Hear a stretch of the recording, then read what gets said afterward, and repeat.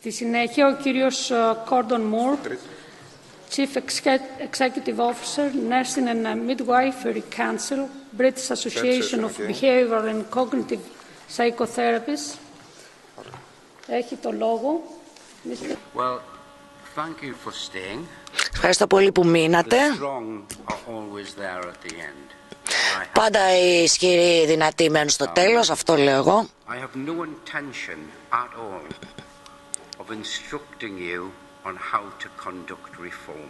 Δεν έχω καμία απολύτως πρόθεση να σας καθοδηγήσω, να σας πω εγώ πώς θα κάνετε την μεταρρύθμισή σας.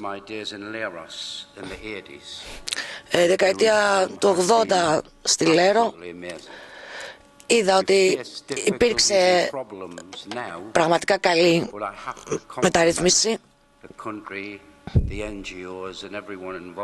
και θέλω να συγχαρώ εσάς, τη χώρα, όλους τους εμπλεκόμενους, γιατί έχετε πραγματικά προχωρήσει. Και παρόλο που αυτή είναι πολύ δύσκολες εποχές και πρέπει να αλλάξουν πολλά, πιστεύω ότι έχετε φτάσει σε ένα πραγματικά εκπληκτικό στάδιο μεταρρύθμισης. Με ονομάζεται Gordon Moore, είμαι Chief Executive Officer στο Northumberland.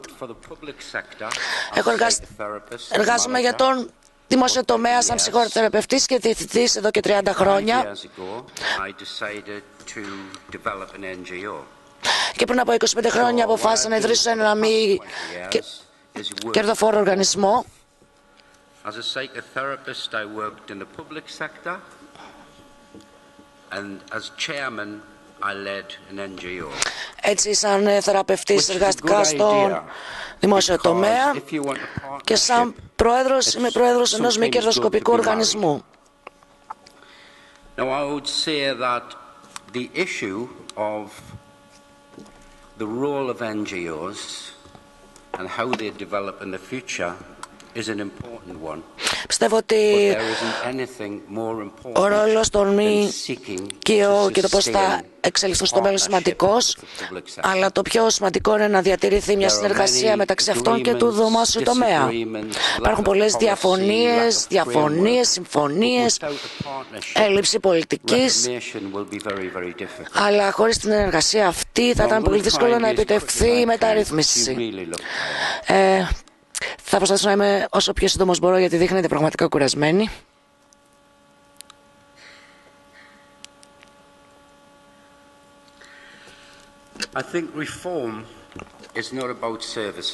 Πιστεύω ότι η μεταρρύθμιση δεν έχει κάνει με τις υπηρεσίες. Εν τέλει έχει να κάνει με τους ανθρώπους.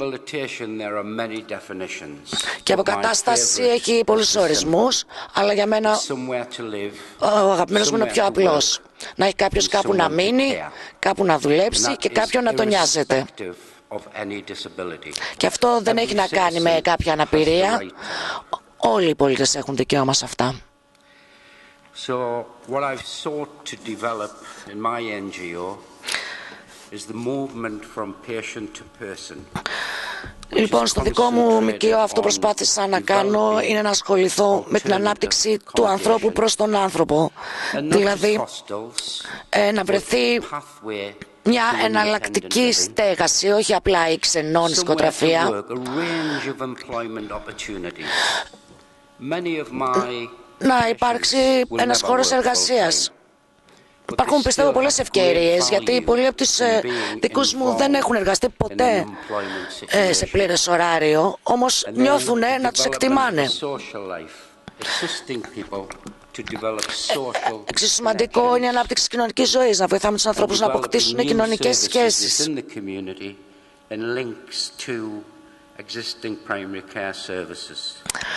Επίσης, το να αναπτυχθούν νέες καινοτόμες υπηρεσίες στην πρωτοβάθμια φροντίδα στην κοινότητα. Εν συντομία, πώς είμαστε οργανωμένοι στη χώρα μου. Έχουμε το Υπουργείο Κοινωνικών Υπηρεσιών, που είναι υπεύθυνο για την πρόνοια των πολιτών.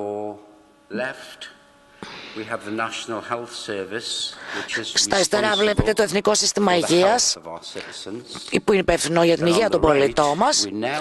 Και στην δεξιά μας έχουμε αυτό που πλέον ονομάζουμε τρίτο τομέα,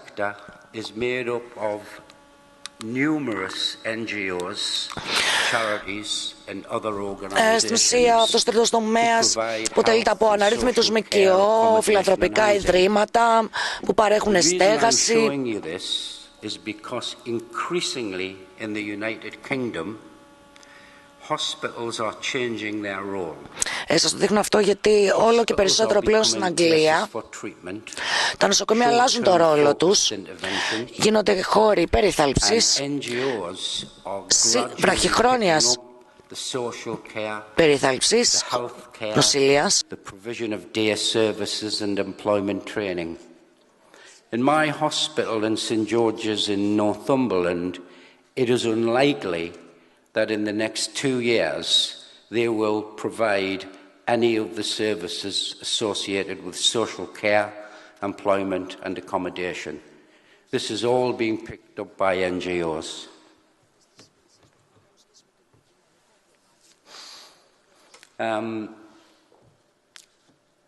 Mental ill health is still a major problem in the UK. We think sometimes that we may solve the problem by changing the structures, but at this point in time, nearly 30% of the total health budget is used in the treatment and assistance of mental health. But in reality, the heart of reform is not financial. It's ultimately based upon concern for the human experience, for the individual and where they live and how they function within the context of their disability and illness. And because I'm going home tomorrow, I don't have to prove this. But my experience of 35 years in mental health is that if people live in a community and they feel valued as a member of that community, their need for treatment and readmission to hospital will reduce. And this ultimately will be cost-effective in the longer term. It's very difficult sometimes to view the longer term in the midst of austerity and financial crisis. But as people move into a community and they're supported within that community, the need for treatment and readmission reduces. And I can honestly confirm that. I thought I might try and give you a flavour of psychiatric reform in the UK and my experience of psychiatric reform in Greece.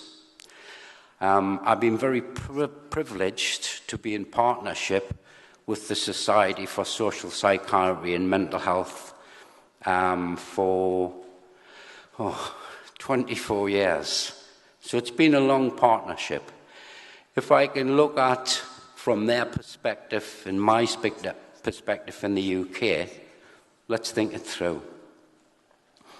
And it was in 1961 that Enoch Powell decided all of the mental health hospitals in the UK should close. It wasn't until 1975 that the government agreed in total. It is unfair for people to live in hospitals. Hospitals should be places where you receive treatment. They're not hotels. We should close them and move on. During the late 60s and early 70s, we had the development of more and more NGOs. We have very, very big mental health organisations such as Turning Point, many organisations that are multi-million pound NGOs who provide care now. But it wasn't actually until 1986 that we actually closed the hospital. So we had an idea in 1961 and we did it in 1986. So, in all honesty, you probably were ahead of us anyway. Of the 130 psychiatric hospitals in England and Wales in 1975, 116 are now closed and many others are much smaller. been there, haven't we? Are you still with me? In the United Kingdom, by the mid to end of the 1980s, official figures showed that 80% of people with mental health problems lived in the community. Now, this is right across the diagnosis: schizophrenia, depression, bipolar, right across.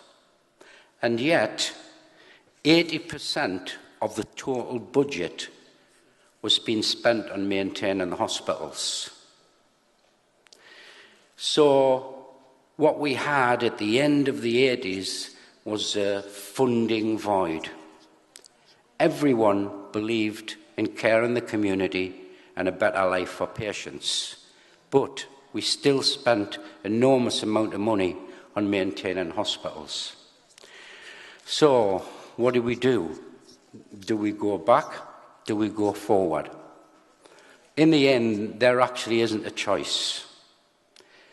It's a little bit like, I'm sure your Psychotherapies framework was based upon Argo and the ship that returned the fleece to Greece.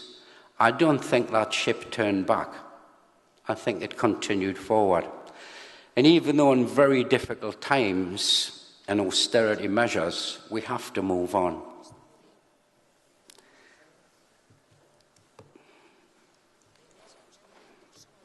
Technology is not my strength. My experience of Greek reform is very much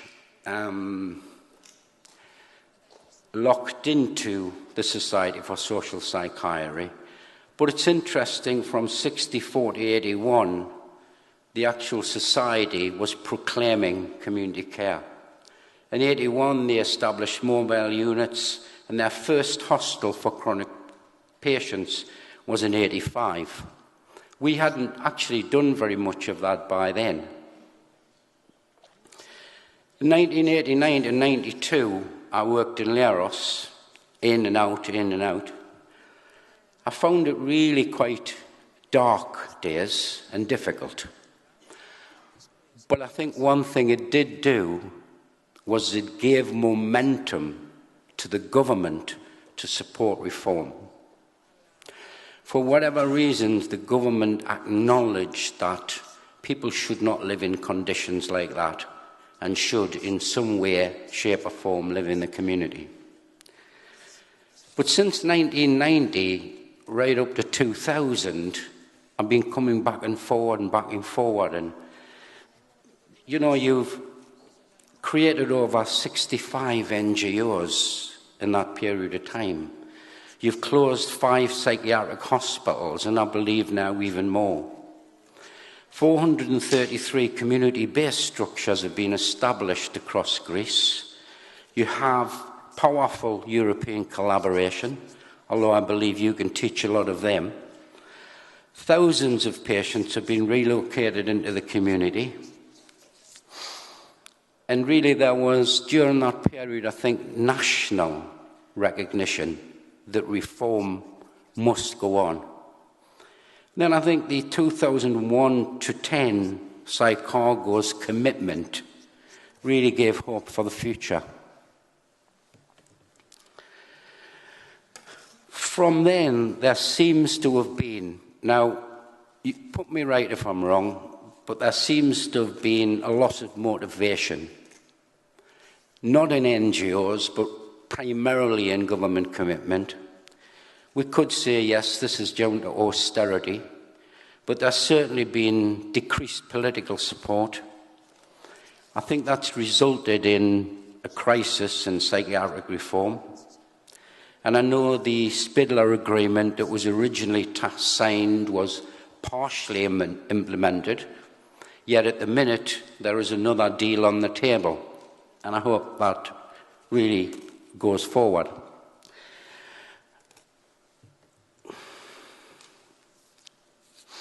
The consequences of reform in the UK is that most of the psychiatric hospitals are closed. 12 remain, and they're fit for purpose. and they provide short-term treatments. Psychiatric hospitals are really redefining what they do, in which I've said it's inpatient service, specific treatment, etc. Now in Northumberland, we built a new psychiatric hospital on the site of the old one 10 years ago. And next to the hospital, we put a rehabilitation department. I have no idea why we did that. I mean, rehabilitation next to a psychiatric hospital is rehabilitation within a psychiatric framework. Rehabilitation really should be away and outside of the hospital. I am aware that there's been some great work done in Leros, but I do hope that it doesn't result in a psychiatric community living in Leros, because ultimately it's still a psychiatric community. The third sector continues to grow. It's now the main provider of long-term social care, day services, employment training, and accommodation. There's been a big growth in service user and carer administrative and movement. I was very encouraged to hear in the last session a lady speaking about her experiences of her brother in Tomeaco. In reality, I'm not the expert. That lady's the expert, because she had to live and breathe and go through that whole experience.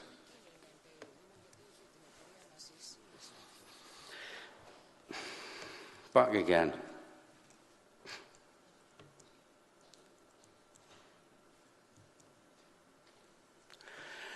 So the consequences probably in my organisation is that we have been able to maintain a partnership with the public sector.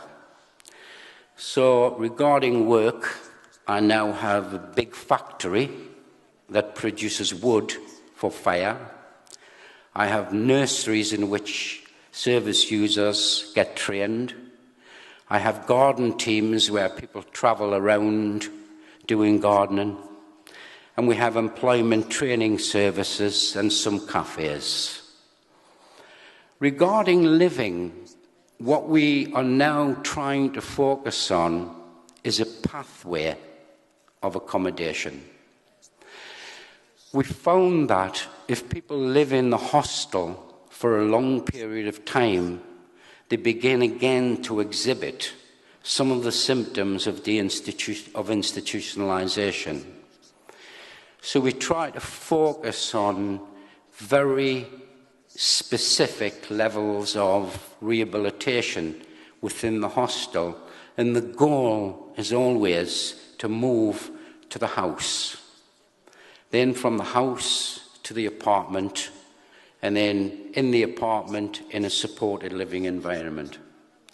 So it's this ideology whereby we continue to try and support and assist people to be as independent as they possibly can. I don't know if you know of Wolfenberg's principles of social valorization. I think the interpreter might struggle with that one. But it's based upon normalization. The whole of my company is based on these principles. And really it is based on community presence, sharing places and activities with ordinary members of society, choice and control over one's life, respect and status and being treated as a normal, worthwhile, valuable member of the community, giving people the opportunity to acquire skills, education and support, and social participation, having encouraged really a personal relationship with other people. Rehabilitation really has to be an ultimate goal towards a community presence and a community life. In 1975, I went to St George's Hospital as a nursing assistant. I had come from India. I'd lived in India for 2 years, but that's a different story. When I was in the hospital, we insisted, let's start rehabilitation. So we took 25 patients to the coast near the beach, and we put them in small hotels. And then we wrote many documents claiming great success. When we followed them up, the hotel owners would get the patient to leave the hotel at 9 o'clock in the morning, and they weren't allowed back till 5 o'clock in the evening. Then they had some food and went to bed. It was a complete and utter joke. Rehabilitation is about being a part of a community. It's not about relocation.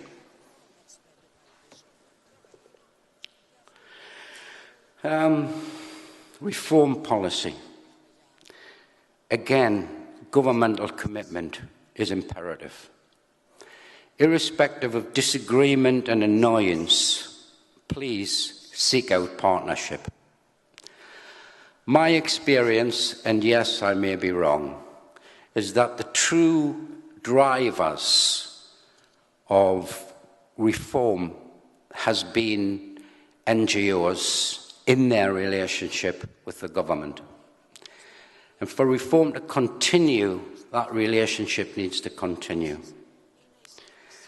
We need a reform vehicle that is some kind of framework that takes you from where you are to where you want to be. Psychogos is a very good example. We need a plan, as colleagues have been saying earlier. What do we do now? Who does it and where?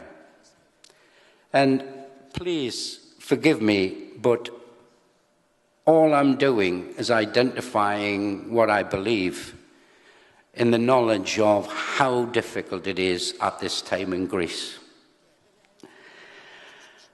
I think you need European service user and care involvement, because I think that takes you forward. Reform champions, I mean, these are people who I believe know the destination even before they commence the journey. And 25 years ago in Greece, I can think of Sakharopoulos, Yanni Loukas, Ariliakos, but not too many. I'm sure now there are many, many more. But these are people who know that and who believe in the fundamental rights of citizens and fight to create them. Again, clarity of funding.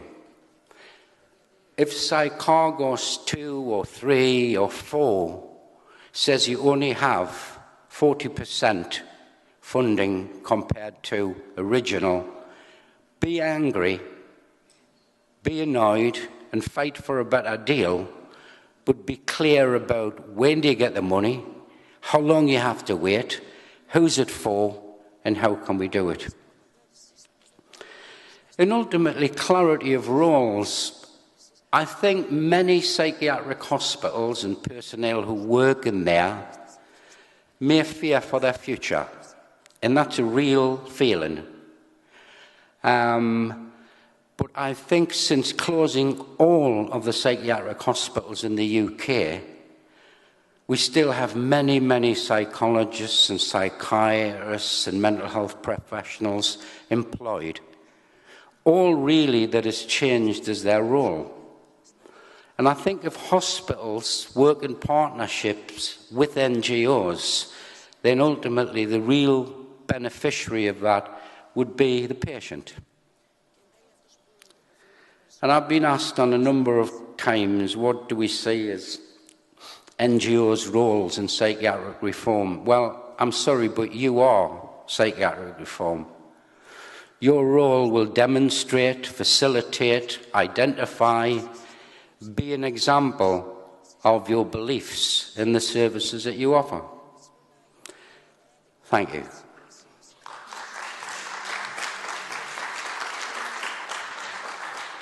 You need me here? Okay. Thank you. Thank you, Mr. Moore, for your excellent presentation. It was very scientific and very informative. Συνδυάσατε την εμπειρία σας τόσο στον ελληνικό όσο και στο ευρωπαϊκό επίπεδο και πραγματικά συμβάλλετε πάρα πολύ στην πληροφόρηση με το τι συμβαίνει στην ψυχιατρική μεταρρύθμιση. Κρατάμε την επισήμανσή σας ότι η ψυχιατρική μεταρρύθμιση θα πρέπει να ακολουθεί τις αρχές της κοινωνικής και της κοινοτικής ψυχιατρικής. Επισημάνατε να έχουμε ελπίδα για το μέλλον και σε αυτό ευελπιστούμε και εμείς. Επίσης, δώσατε τα στοιχεία τα οποία βοηθούν στην ψυχιατρική μεταρρύθμιση, την επιβεβλημένη κυβερνητική δέσμευση για την ψυχιατρική μεταρρύθμιση, το σχεδιασμό που συστήνει στην όθηση και την προώθηση από το σημείο που βρισκόμαστε στο σημείο που πρέπει να φτάσουμε, το σχέδιο της μεταρρύθμισης, ποιος θα το κάνει, τι θα κάνει, πότε και γιατί θα το κάνει.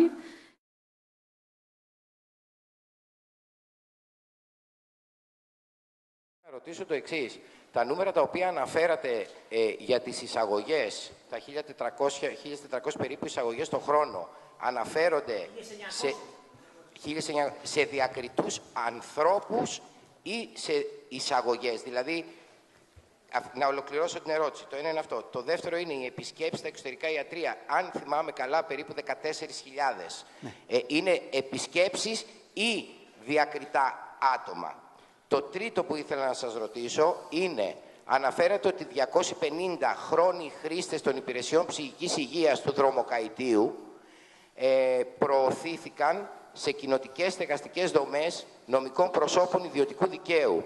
Ήθελα να σας ρωτήσω, το εργασιακό φορτίο που απελευθερώθηκε από τους επαγγελματίες ψυχικής υγείας, σε ποιες δραστηριότητες ανακατανεμήθηκε? Είναι τρεις ερωτήσεις πολύ συγκεκριμένες. Και η τέταρτη είναι, με συγχωρείτε, αλλά θα ήθελα να τοποθετηθώ στο θέμα των 4 θανάτων που αναφέρατε. Το λάθος εκεί πέρα δεν ήταν ότι γίνανε σε ένα μήνα. Το λάθος εκεί πέρα ήταν γιατί τα χρόνια που προηγήθηκαν του 1 μήνα, δεν έγινε η σωστή προετοιμασία. Και σας το λέω αυτό γιατί πολλοί έχουμε κατηγορηθεί για ψυχιατρικές μετακομίσεις, όμως απλώς θίγαμε συμφέροντα. Και πάλι σας συγχαίρω για την πολύ τεκμηριωμένη παρουσίασή σας, αλλά θα ήθελα τουλάχιστον στα 3 πρώτα ερωτήματα, έτσι πολύ γρήγορα, για να καταλάβουμε τον όγκο, τον εργασιακό που υπάρχει σε ένα από τα μεγαλύτερα νοσηλευτικά ιδρύματα της χώρας. Ευχαριστώ πολύ. Λοιπόν, να απαντήσω. Οι αριθμοί αφορούν ιατρικές πράξεις, επισκέψεις, δεν αφορούν πρόσωπα. Ένα. Δεύτερον, αναφερθήκατε το ερώτημά σας για τους ασθενείς που έφυγαν και πήγαν σε ΜΚΟ. Αυτός ο αριθμός αφορά όλα τα χρόνια από την έναρξη του ψυχαργός μέχρι σήμερα. Έτσι, μέσα σε μια 12ετία. Και τρίτον, αναφερθήκατε για το εργασιακό φορτίο. Έχετε υπόψη σας ότι όλες οι εξονοσοκομιακές δομές του δρομοκαητίου καλύφθηκαν από προσωπικό του δρομοκαητίου.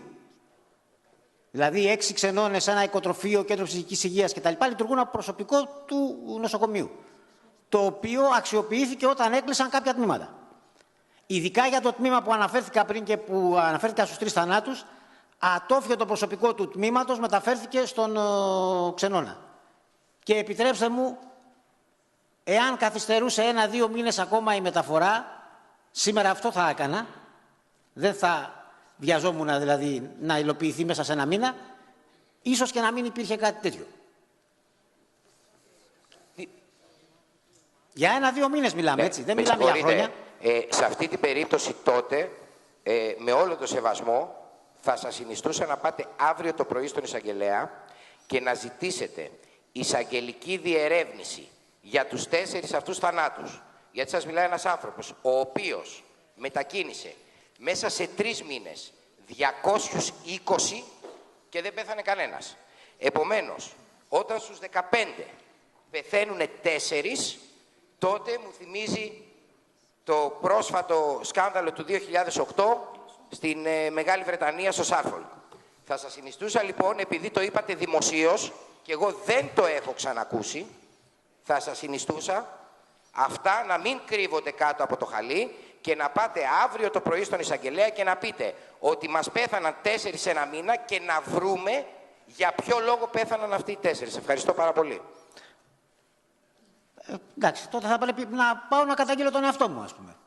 Κατά κάποιο τρόπο. Ευχαριστώ πολύ.